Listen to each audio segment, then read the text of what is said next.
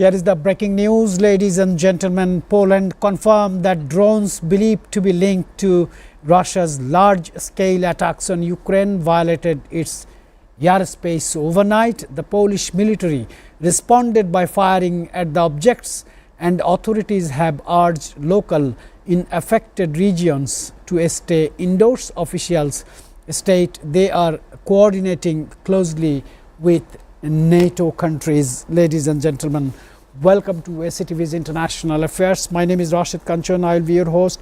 I have a very distinguished professor today, Professor Dr. Rashid. He is very well and outspoken on international affairs, very updated personality. I really like his statements. And we have our international affairs commentator Shamsul Alam Pantho, and of course from Washington Mr. Norman Flatt Barnes is on the line. First let me go to Norman. Norman, many developments are there, many things happening in Russia-Ukraine issues, Israeli attacks on Qatar, and also US internal politics. What the updates you have, Norman, right this moment? Good morning, everyone. Like I say, the biggest story today is the attack in Qatar, Doha. The United States, the Trump administration, is entertaining a lot of condemnation on our involvement. The news services are saying that we, the United States government administration, had advance notice, warning, and even to the fact that they have supported and approved the actual attack. As a result of that, the peacekeeping efforts in Doha has been suspended, and the future of these negotiations is in jeopardy, to the point that the Arab League is now concerned. They are now upset. They are now want to get involved with this whole process of what's happening. It appears that, as we spoke yesterday, what is the Arab League and the Gulf states planning to do? There will be some response. There will be some type of,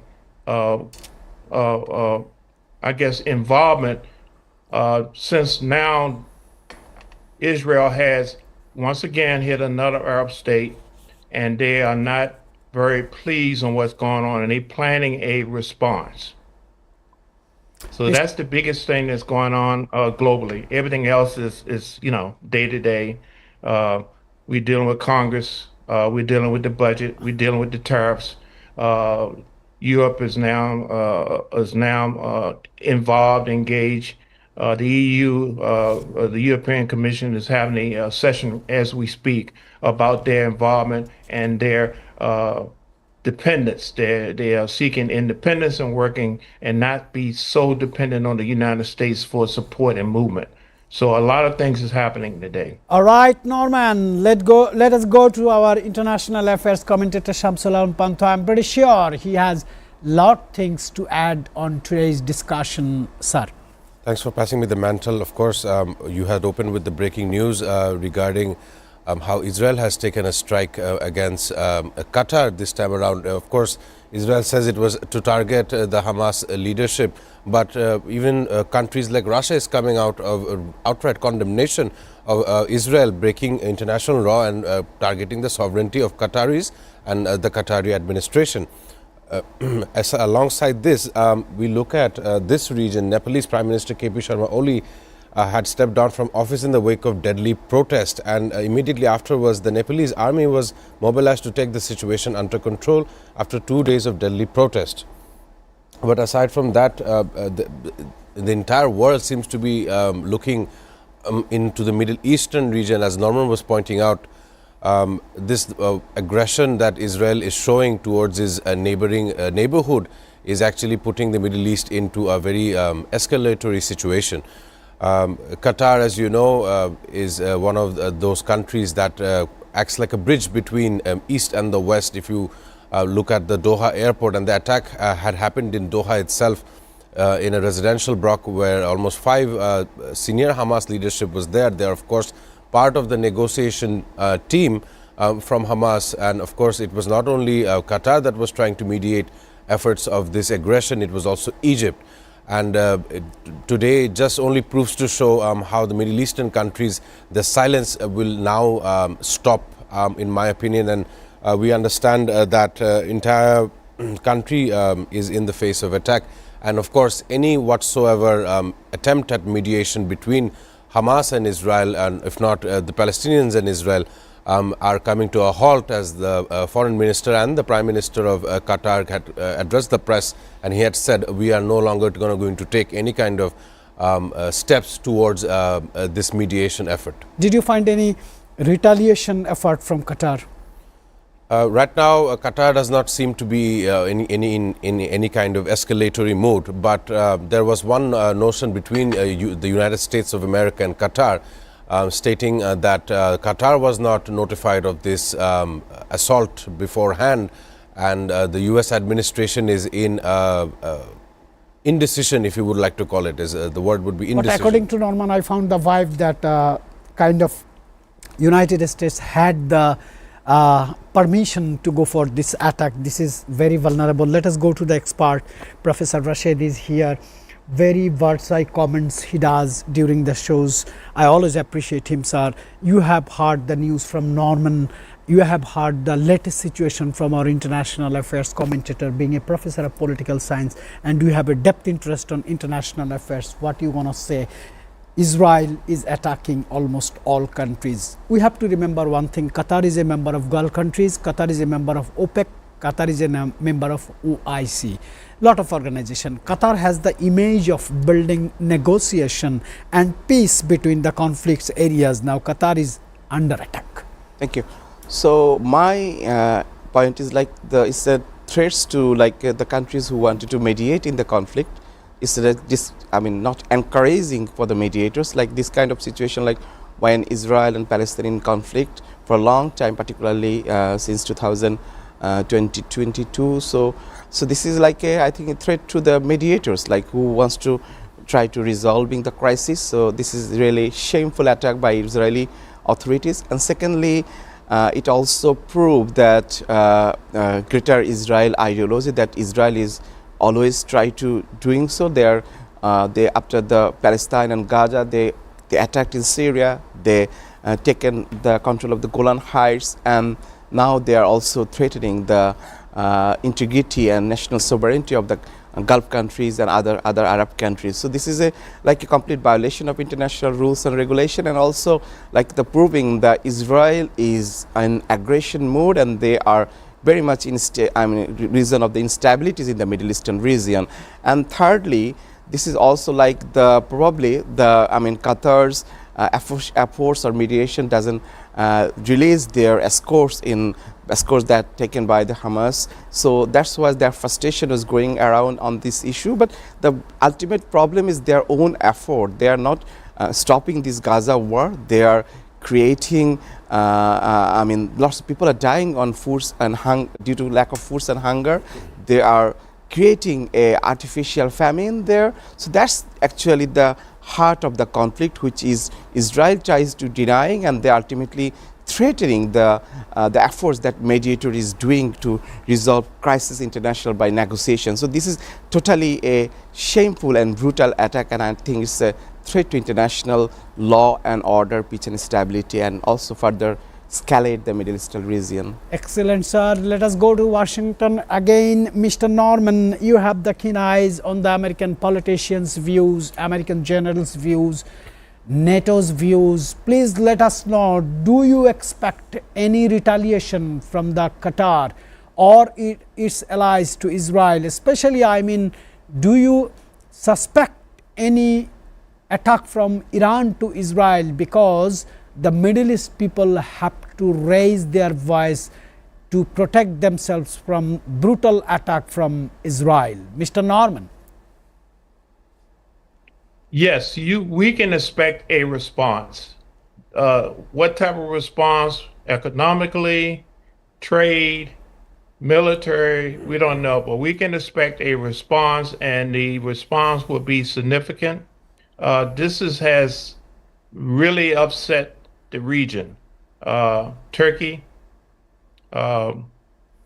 UAE, everybody has even Russia has denounced this brutal attack. It appears that the goal, someone told me a long time ago that words are nice, words are beautiful, but action speaks volume. So it appears that the actions speaks more than the words for peace. It appears that Israel has a plan, and their plan is to eliminate Hamas and to seize control of Gaza and the region. So any type of negotiations, talks, and whatever has basically been thrown out the window. We having a peace session. We want to talk about peace. Yet I want to assassinate the people responsible for the October event, and these are the peace people talking about the peace. So my goal from Israel is to basically to eliminate the problem, and then we'll talk about the collateral damage and other stuff after that. So anything besides that really doesn't matter right now. Right now, they want to eliminate the people they perceive that did them wrong, and everything else is secondary and will be discussed after they have completed their mission. All right, Mr. Norman, I just do one complicated question, because international relations is a calculation. International relation based on trust, interest, and geographical region. First, I want to put this question to our international affairs commentator Shamsul Alam Panto. So far, we know and world knows Israel is direct allies of United States. Qatar is also a huge strategic partner of United States, and United States has the biggest base, largest base in Qatar. But Qatar is under attack by the another US direct allies. What is the consequence? What is the message goes to the other allies and opponents? Thanks for the question. I'll try to recap. Remember the 12-day war with Israel and Iran. And Iran had taken to the notion to let Qatar know that one day it might be Israel that is attacking Qatar. And just the Strait of Hormuz is controlled by Iran. And if you look at what are the hostilities that Israel pose in the region, Israel had attacked Iran, Israel had attacked Syria, and Israel continues to attack places in southern Lebanon. And today Israel has chosen to strike in Qatar. This has a spillover effect. These four countries, Iran, Syria, Lebanon and Qatar, they have all been subjugated to the actions of Israel. Immediately afterwards, the British, the French and the Germans, respective governments had come out in condemnation of Israel's acts. The Netherlands is imposing a persona non grata to almost two far-right ministers in Israel, Itamar Ben-Gvir and of course Smotrich. We are both getting a persona non grata label, which is of course they will not be able to travel to the European Union states. As this Israeli aggression goes on in foreign lands, the entire international community comes to understand that this is now turning into a pariah terroristic state. This is of course my views on the matter. Today, if Saudi Arabia, Bahrain and other US allies in the region, if they were to take the mantle to discuss a negotiation term with Hamas and Israel, maybe they would also be subjugated to further attacks. Their accomplishment of destroying Hamas for what it is has allowed Israel to break international law and norms. So this is of course the top issue it's going to be a top issue for the entirety of this week, as the Middle East tensions are escalatory. Right. I need to get a view regarding the same issue from Professor Dr. Rashid.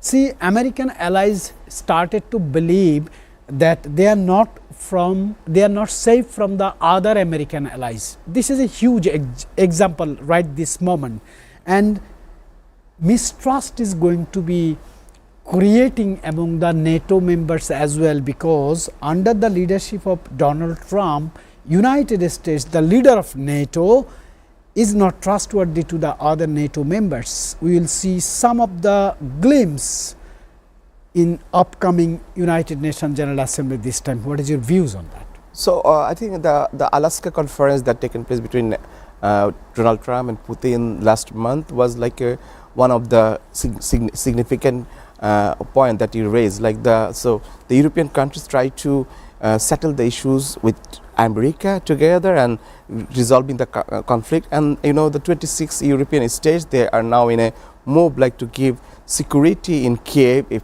particularly if the negotiation take place, that no further attack is taken place. So on the other hand, in Alaska conference, Donald Trump himself like gives, I mean, in his own term, he's tried to put the in the conflict in his own terms, which is without the negotiation, without the consultation of the European countries. So that's why the mistrust that you raise, that is the point. Like the European countries are not consulted when Donald Trump put his terms to Putin or put his terms to Vladimir Zelensky. So that's why some mistrust is going on, and also US is always try to maximize its own interest above other partners that we are seeing over the years. Like all the European countries is their partner in 2001 war against Iraq and many other international conflict and areas. But on the other hand, US support to the European countries is taken place by maximizing their inflation, by taking more price for their oil and gas that has been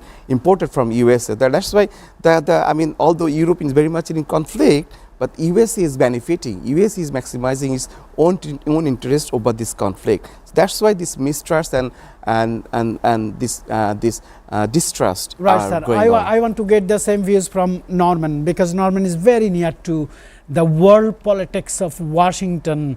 Federal establishment is very close to you, Mr. Norman. My question is, Mr. Donald Trump is supposed to be the Commander-in-Chief of United States of America, but recent moves by him shows us that he is trying to establish himself as the Commander-in-Chief of the entire planet. Do you find the Third World War is going to be very near to us if he continues such aggression to his allies countries by another allies by Washington? Mr. Norman.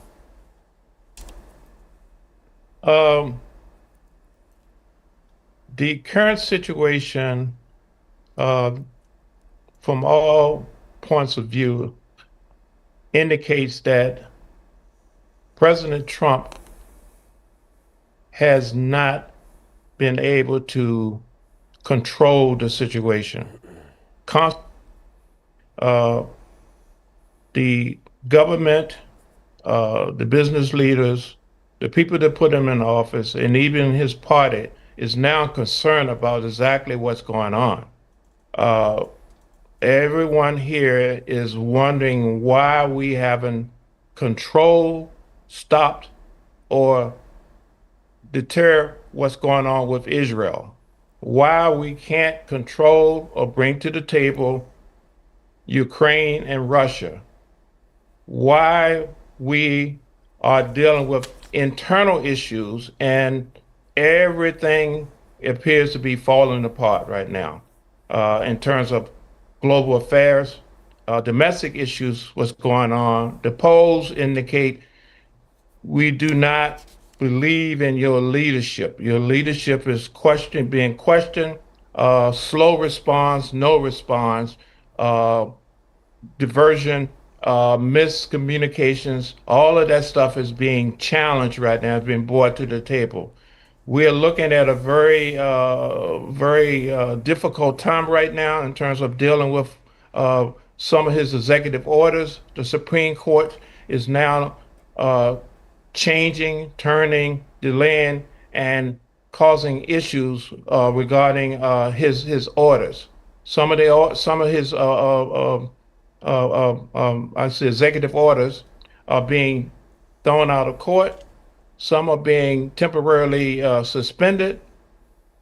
The issue is right now is that the appearance of leadership by President Trump is now being questioned even by his own cabinet. All right, you have said that President Trump's action has been questioned. I want to pick this for the trade and tariffs issue, the new order he has given. US President Donald Trump urged to EU to impose 100% tariffs on China and India. For India, it was 50% to pressure them away from purchasing Russian oil, doubling down on economic leverage against Moscow. The request has raised concerns in EU circles about its impact on trade relations. Sir, is it practical? Is it logical? Is it technical? And is it? Thanks for the question and the statement. Of course, at this moment, you see America's targeting of 70 countries and the tariff package for these 70 countries has almost made sure that Donald Trump become unfavorable to the most common citizens of America. There is one thing that I picked out when Norman Floyd Barnes was saying the Supreme Court does not see eye to eye with several of Donald Trump's executive orders. One of those which include Donald Trump's effort to fire the Federal Reserve Governor Lisa Cook. A federal judge on late Tuesday blocked President Donald Trump's unprecedented effort to fire the Federal Reserve head, Governor Lisa Cook. So that is the title from CNN, and that what opens up Pandora's box into understanding not all of Donald Trump's measures are not beneficial for not only the United States and if not the entire globe. But today, Donald Trump is seen trying to tell the European countries to hold China and India, someone who is a very emergent power in Asia, to have another kind of set of tariffs from the European end. So this is not how world trade, in my opinion, should be running. The World Trade Organization is the body that should be understanding what kind of trade or if not economic barriers there are between various trading partners, and when I say that, I mean various international community players, various countries. But if you look again to this point where Asia remains to be the manufacturing hub of the planet, that is the bottom line here, and no one can try to change that. And in my opinion, this is a measure to change what Asia very is. powerful word. Asia is becoming the manufacturing hub for the world. I really appreciate this. Ladies and gentlemen, before I go to Professor Dr. Rashid, I just want to share one breaking news just in here. Poland's military reports and it detected a large number of drones believed to be linked to Russia's attacks on Ukraine that violated its airspace, and some of the drones have been shut down. I apologize for a short commercial break.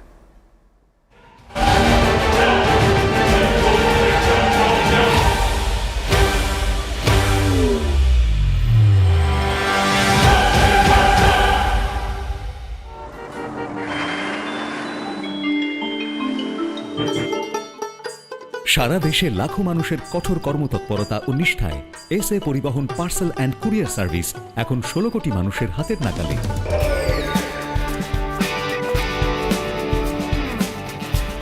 দীর্ঘ 30 বছর ধরে বিশ্বস্ততা ও দ্রুততার সাথে সেবা দেওয়ায় গ্রাহক সেবায় এখন শীর্ষে।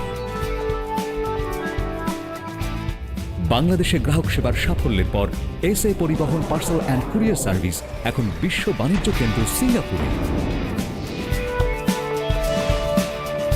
আপনার যে কোনো পণ্য সিঙ্গাপুর থেকে বাংলাদেশে বুকিং এর জন্য যোগাযোগ করুন। এসএ পরিবহন private limited, logistics parcel and courier service, 22 Roberts lane, Singapore 218302। Phone 0065 629 24900।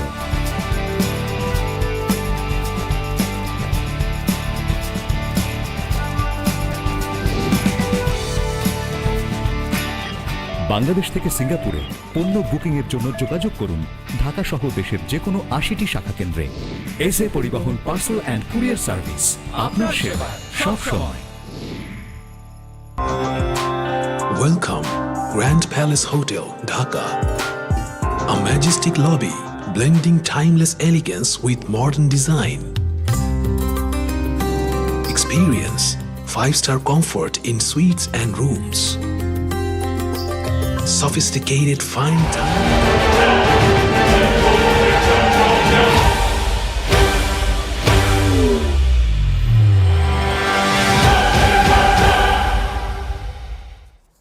At this stage, I want to go to Professor Dr. Rashid, because world trade and tariff tsunami is turmoiling the entire supply chain of the world's business. Business develops the economy, and the economy is the bloodline of human race and development. Sir, to what extent are tariffs being used as geopolitical weapons?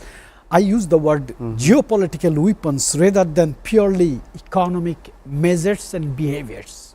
I think in this case, like what's going on at the moment, US versus globe, it's like a both. It's both.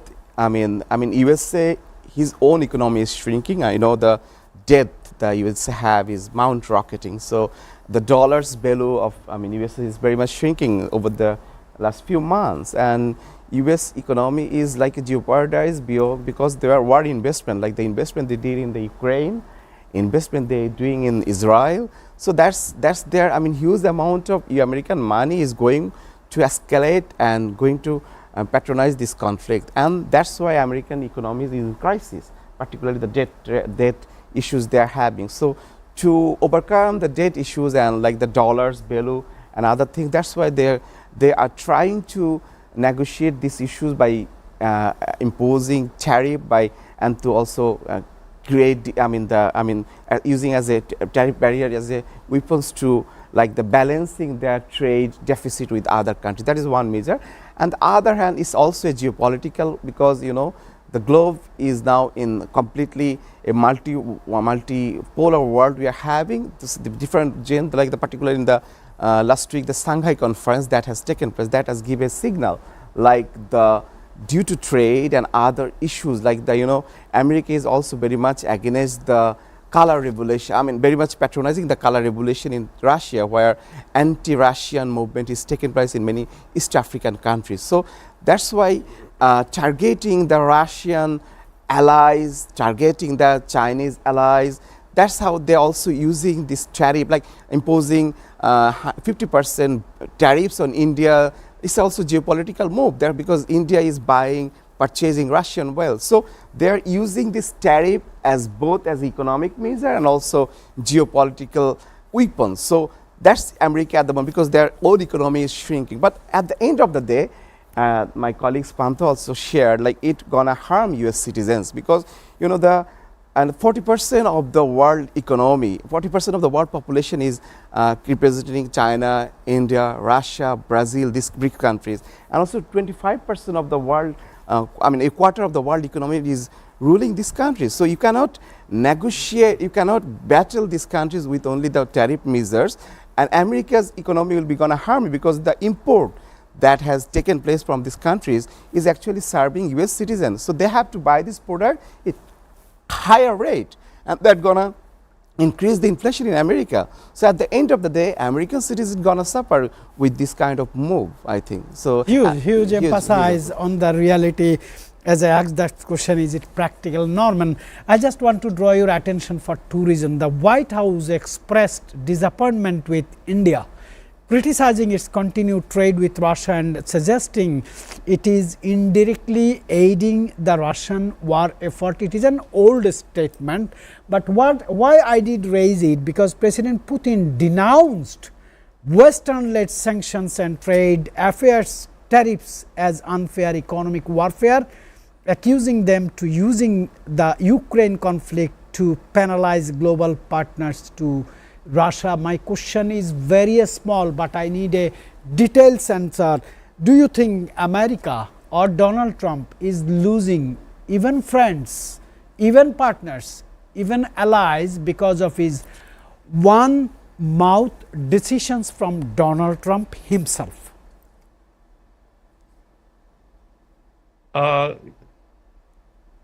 My response is that the plan, the strategy of using to weaponize tariffs to influence, more importantly, manipulate our global partners into submission has failed. People, governments, even internally, is now aware that this plan is backfiring. the goal was to unite people, but now it basically forces people to take alternative solutions. And people are now making decisions on how we are going to work with your administration, if we're going to work with your administration at all. The bully tactics is not being received both internally and externally very well. People are not digesting this proposal, what he wants to do. They want to basically thrive, live, and enjoy life, but under these restrictions, this bully type of mentality, they can't survive. 100% tariffs is impossible. That said that we're unable to do trade, and they will not be able to trade. So they're looking at other options. Countries, China, India, they have to look at other options. 100% trade tariffs is unacceptable and is not sustainable. So there will be changes. There will be, of course, the collateral damage will always be the people. The United States consumers will suffer. They are right now talking about it. They are upset about it. But his plan has not succeeded. It has caused a backlash globally, and it basically isolating the United States from doing trade and commerce and good business throughout the world. So alternative solutions are now coming more acceptable. People are looking at other people who ordinarily they wouldn't work with, but there's now your enemy is my enemy, and we have to look at about surviving. Winter is coming. Energy costs is going to come up. You need to get the energy from someone.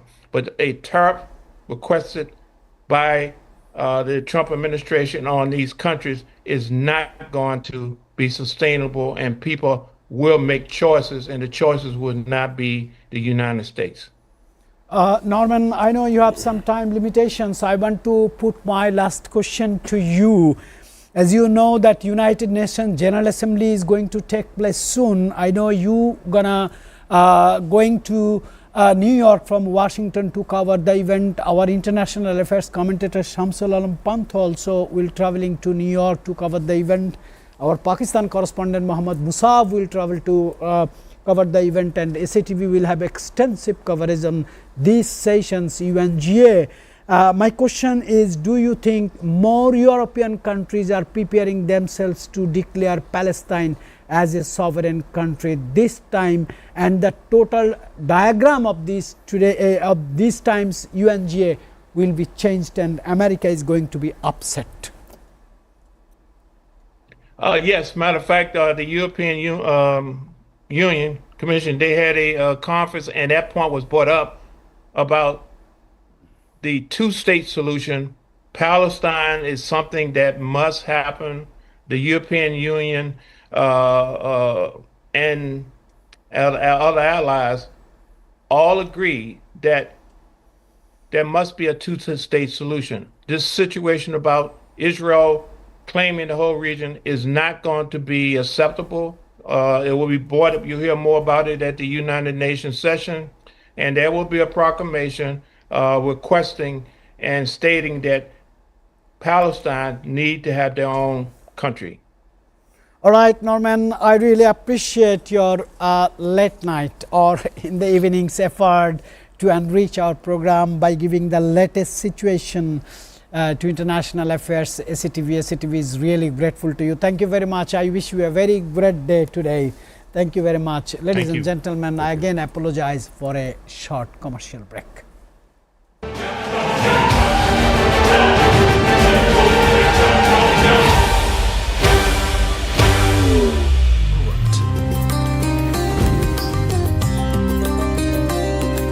Crystal clear swimming pool for ultimate relaxation. Modern gym and serene spa for well-being.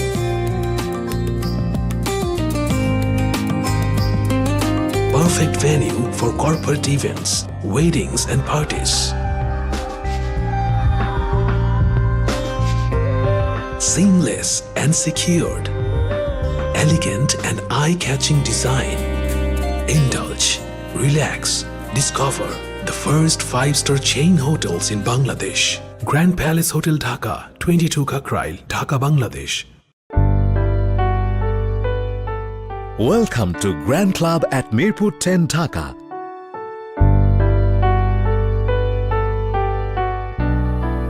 Elegant spa and wellness facility for ladies and gents.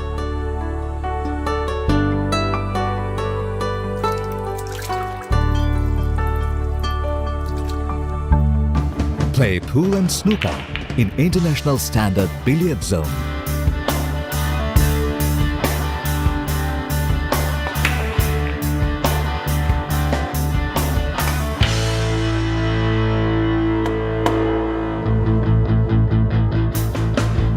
World-class gym facility with exclusive equipment for man and woman. A restaurant of delicious local and international cuisine.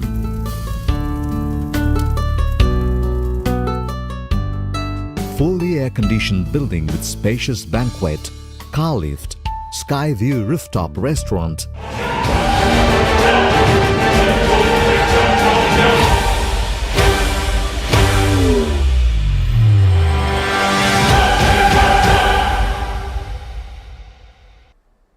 Welcome back, ladies and gentlemen. Let us see what's going on in South Asian region, especially Nepal. Prime Minister KP Sharma Oli has resigned yesterday following violent protest and left at least 19 dead and hundreds injured.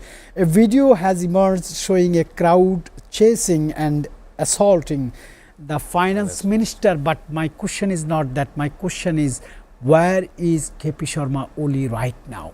Quite a significant question. The last we've seen of the Prime Minister KP Sharma Oli was in a military aircraft being airlifted to a location we still are not aware where it has landed. But you see even the ex-Prime Minister, the foreign finance minister was being battered on the street by the Gen Z protesters. And not only so, the Prime Minister's house was burnt on fire, and I'm sure there are some casualties inside that building. The latest we've seen in the tabloids on social media was that ex-Prime Minister's wife was burnt and decimated inside that building. And many people are trying to understand the situation in Nepal. Even a Biman Bangladesh flight had been returned back home from Kathmandu. It was not allowed to land. And some people are looking towards the mayor of Kathmandu, I'm not sure of his name, to be the next leader to lead Nepal, who used to be a rapper, now is turned into a politician. So that's the latest from Nepal, but it's a mountainous region, and it's of course the gateway to the highest peak on earth. It has vast tourism opportunities. It is a country that is so uniquely located in the Himalayan plateau that on one side it has the southern India and Bangladesh, the entire South Asia, and on the top it has China. So it's like a crossroads between the entire world, but no kind of information is readily available as of today regarding this incident. That's very interesting. SCTV International Affairs and SCTV English News Department will definitely keep eyes on this, and if there is any information found, we will definitely display it in SCTV screen. Keep watching. Sir, I want to go back to Arab Spring. Right. As you are a professor of political science and you have keen interest on international relations, international policies and developments, Arab Spring, do you think it is a South Asian spring? Because we have seen it has been started from Afghanistan. Right. The Prime Minister, the President flown by a airplane. US soldiers flown from left Afghanistan. Then we have seen the outstate situation of popular Prime Minister Imran Khan. We have seen people's raising in Sri Lanka. President Gotabaya Rajapaksa has left the capital.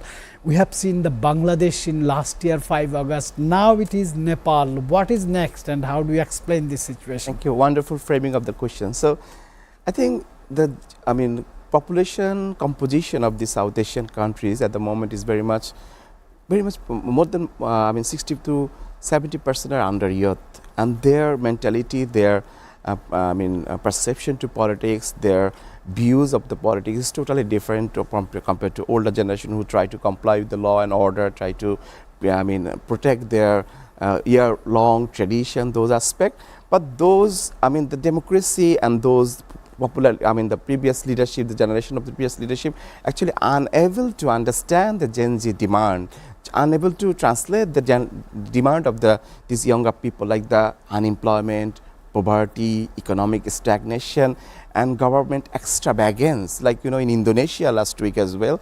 So even though there are huge poverty, unemployment in these countries, the government is not changing their mood. They're totally increasing their benefits, increasing their allowances, increasing their privileges, which Gen Z doesn't want to see. They wanted to see an European, like Nordic countries, where the prime minister or president going to office by bicycle, going to office by public transport. On the other hand, the South Asian regimes haven't changed their style of governing. They're taking it's a privilege. They're taking it's like plundering the public money. So those are the aspects that young generation doesn't want to change their leadership, because they came into power by promising something, but they are unable to deliver those aspects. So this leadership, like including Bangladesh, including the Nepal, they have to understand like if they want to run the show, if they want to lead the country, they have to accept they are the slaves of the citizens. They have to uphold the people rights, people benefits, well-being over their own interests. But we are seeing opposite thing. They are prioritizing their own interest over people welfare. So this is a message to the leadership in the South Asian countries. They have to change the mode of governing. They have to accept their governing is responsibilities and accountability to the people who are in the power. But if they're continuously nullifying their accountability to the people, if they continue to increase their privileges, their allowances, young people will not accept it. You will definitely revolt. And as you see, it's like another wave of Arab Spring that is taking place in South Asia at the moment. And I think this gives a direction in the politics, particularly what young people is needed in the politics and what young people expect from the political leadership. Excellent. I want to get a different question, because our international affairs commentator Shamsul Alam Pantho belong this generation. He will understand better than us. Sir, do you think Gen Zs or new generation would love to have the service from the politicians rather than ruling the nation? Thanks for asking me that question. Of course, I was hearing Mr. Rashid try to point out how South Asian governments and South Asian countries are more of an oppressive kind towards their people, not in the mainstream, but definitely below the scenes or behind the scenes. They are very oppressive towards their people.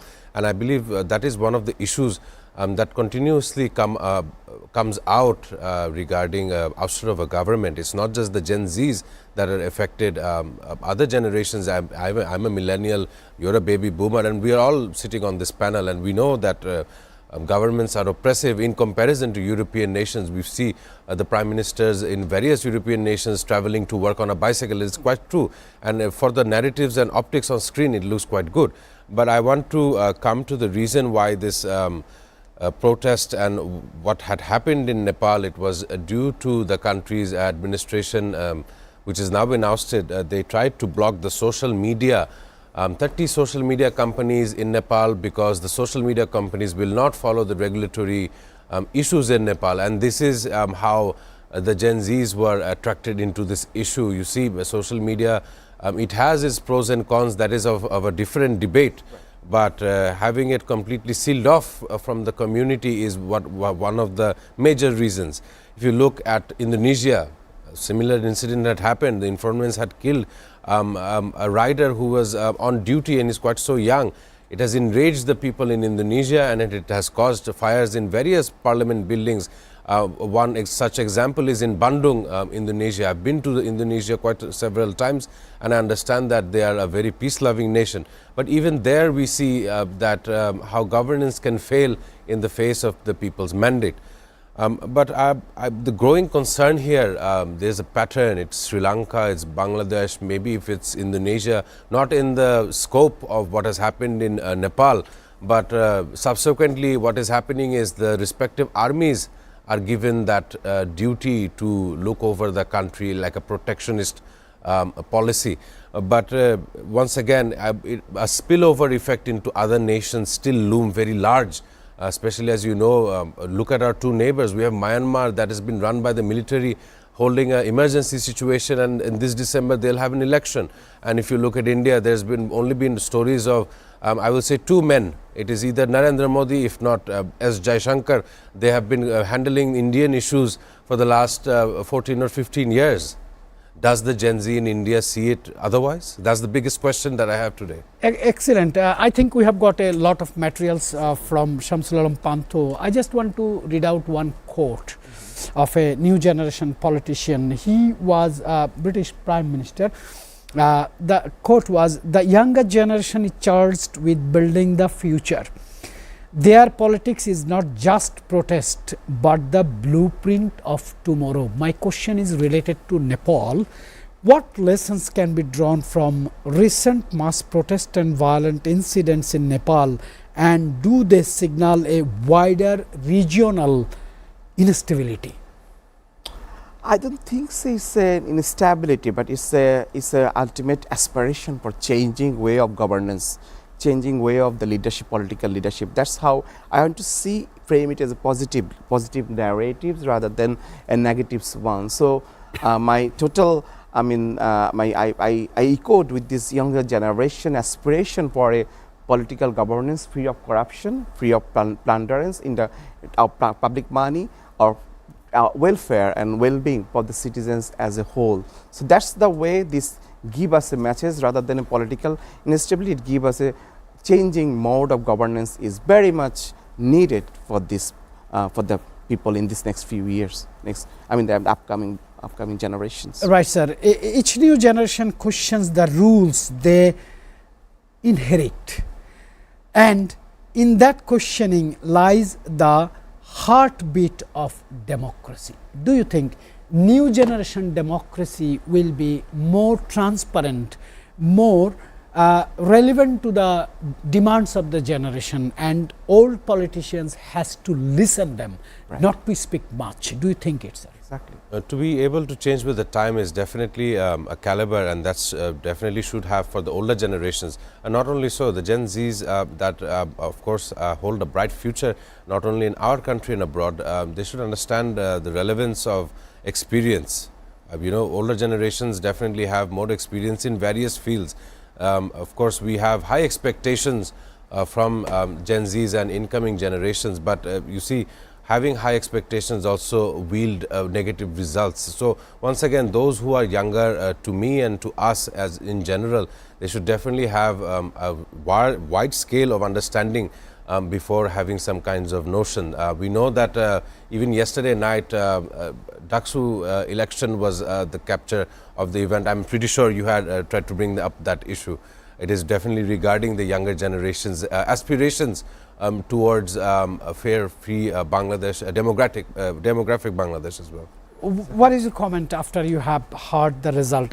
We are not doing any political shows, but what is the message has gone to the politicians? Yes, there is some foul play, but there is also some winning notions. But once again, I would want to point out that Bangladesh lives in the 20th century, not in the 21st century. Implementation of technologies and transparency go hand in hand. This is my opinion. I do not do any kind of political parties. But once again, ballots is pieces of paper. They can be copied, they can be manipulated, they can be shown otherwise. And so definitely in larger elections, one that is looming in Bangladesh, definitely should have implementation of technology to understand and to gain actual results. Definitely all is well for the benefit of the people. Right, sir. I have received two high voltage breaking news right this moment. A massive fire ripped through the Jefferson apartment complex in Pittsburgh Squirrel Hill neighborhood. Fire crews battled the blaze for hours before finally bringing it under control. The building has since been condemned, and city building inspectors are considering an emergency demolition. I have other breaking news. I'll go there later. I want to do one question to a political scientist who reads about political developments, who writes on political developments, who even teaches and speaks on political developments, sir. What are your observations on recent development of Bangladesh's politics, because country is heading into a change? Exactly. So my colleagues Panthu was saying, like the younger generation aspirations. So that's the message, like the more free and fair distribution of the resources, upholding the national interest of over everything. That's, I think, these boards give a message to our political leaders and political parties. If you are against the state, we are against you. So that's the strong message this younger generation is giving to the ongoing leaders or current leaders, that against the state you cannot swim the river. So against the interest of the state you cannot do the politics. So Bangladesh interest is in a stake, we will fire against you. That's the message right. I'm giving. Thanks. It was a very worthy discussions we have done regarding the international affairs. We have touched the South Asian recent developments. We have also talked about the recent Bangladeshi political movements. Before I conclude the show today, I want to give you one more breaking news. In San Francisco's India Basin area, at least 4 people were injured in what appears to be mass shooting last evening. The incident remains under investigation by local authorities. Ladies and gentlemen, we will see you tomorrow with another very knowledgeable panelist. I appreciate Shamsul Alam Pantho for your excellent contribution to today's show. He is our international affairs commentator, and I also appreciate Dr. Professor Rashid for his thoughtful, thought-provoking and insightful information he has shared us today. I appreciate you, sir. I appreciate our audience as well. We'll see you tomorrow.